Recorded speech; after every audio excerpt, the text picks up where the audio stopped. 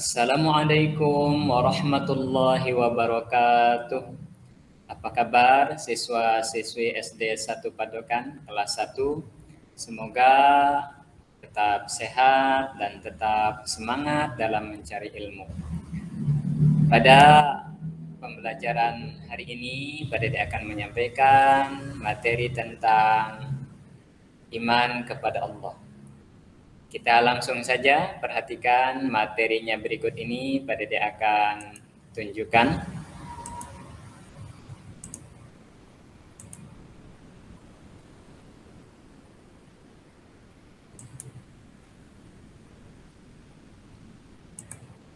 Ini materinya, kita akan lihat dari awal tentunya.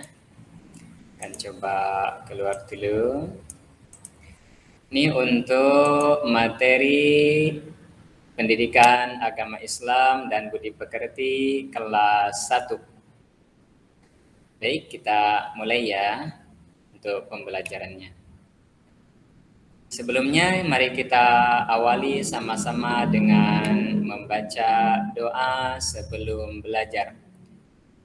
A'udzu billahi minasy syaithanir rajim. Bismillahirrahmanirrahim. Rabbi zidni ilma warzuqni fahma. Amin. Pelajaran ketiga, iman kepada Allah Subhanahu wa Ta'ala. Kita wajib beriman kepada Allah Subhanahu wa Ta'ala. Yang pertama, yakin Allah Subhanahu wa Ta'ala itu ada. Allah Subhanahu wa Ta'ala menciptakan alam semesta untuk manusia. Jadi, Allah menciptakan makhluk semuanya, ada hewan, ada tumbuhan, ada udara, matahari, bulan, bintang. Semua itu Allah peruntukkan bagi kita sebagai manusia. Maka dari itu, pertama kita harus meyakini bahwa Allah Subhanahu wa Ta'ala Tuhan kita, Allah Subhanahu wa Ta'ala Maha Pencipta, Allah Subhanahu wa Ta'ala itu Maha ada. Anak-anakku sekalian, alam dan seluruh isinya ada karena ada yang menciptakan. Pencipta itu ada lebih dahulu daripada ciptaannya.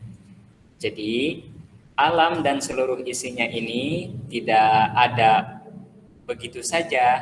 Jadi, alam ada karena ada yang menciptakannya. Nah, inilah dia yang harus kita pahami, bahwa Allah sebagai pencipta itu tentu harus ada lebih dahulu daripada ciptaannya.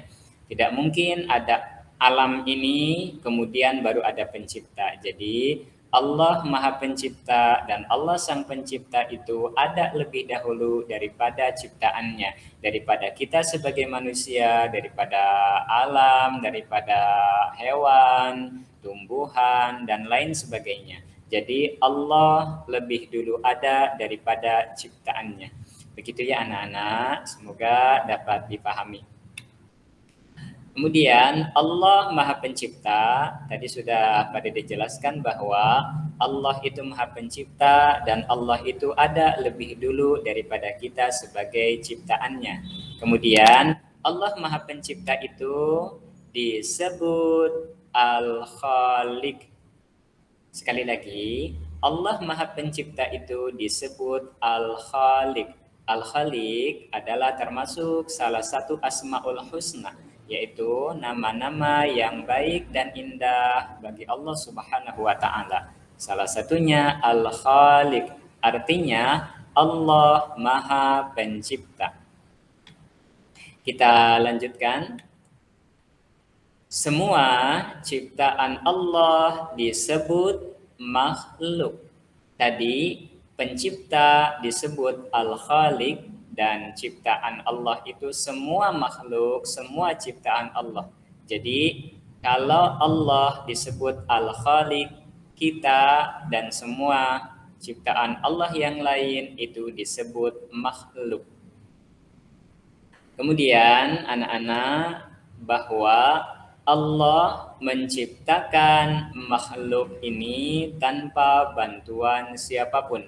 Tidak ada yang membantu Allah. Jadi Allah pun tidak butuh bantuan siapapun. Jadi Allah Maha Kuasa untuk menciptakan kita semua tanpa bantuan siapapun. Demikian ya anak-anak. Berbeda dengan kita yang hidup di dunia ini butuh banyak bantuan orang lain. Kita mau makan, tentu butuh bantuan orang lain.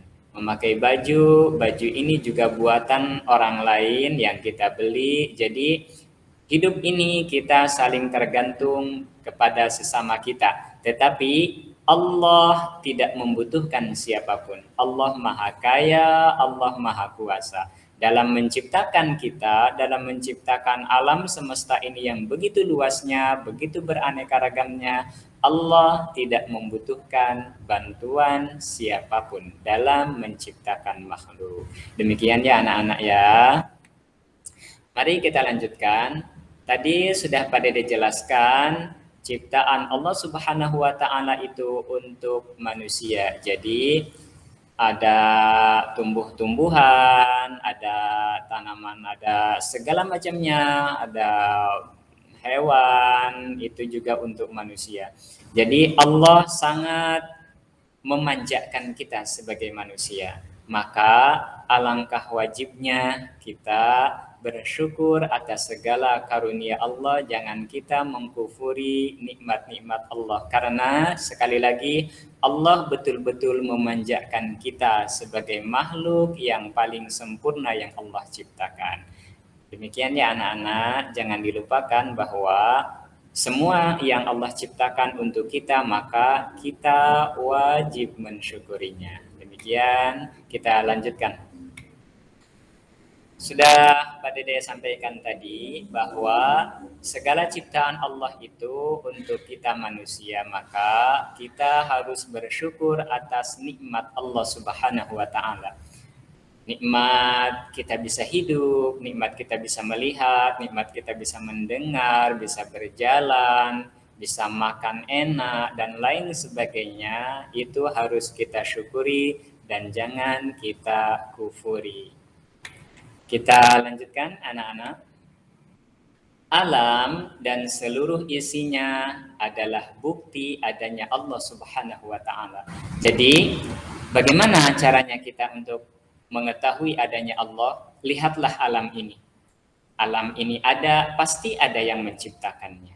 Dan yang menciptakan alam ini adalah Allah Subhanahu wa taala yang Maha Perkasa, yang Maha Kuasa, yang tidak memerlukan bantuan siapapun. Maka dengan itu, dengan melihat alam dan seluruh isinya, itu akan menunjukkan kita kepada bukti adanya Allah Subhanahu wa taala. Anak-anak, kita lanjutkan. Kita harus percaya kepada adanya Allah Subhanahu wa taala.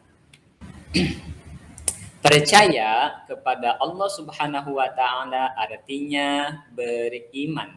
Jadi, apa sih iman itu? Berarti iman adalah kita percaya kepada adanya Allah Subhanahu wa taala. Nah, kemudian mari kita coba lanjutkan.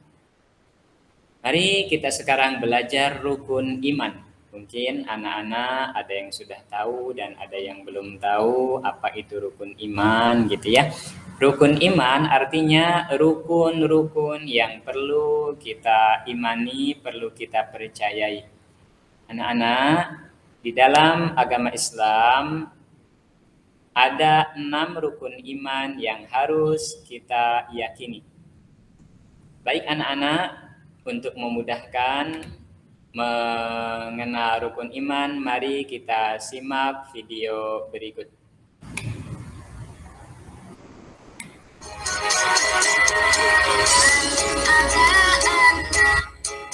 Orang Islam wajib percaya rukun iman ada 6. Orang Islam wajib percaya rukun iman ada 6. Orang Islam wajib percaya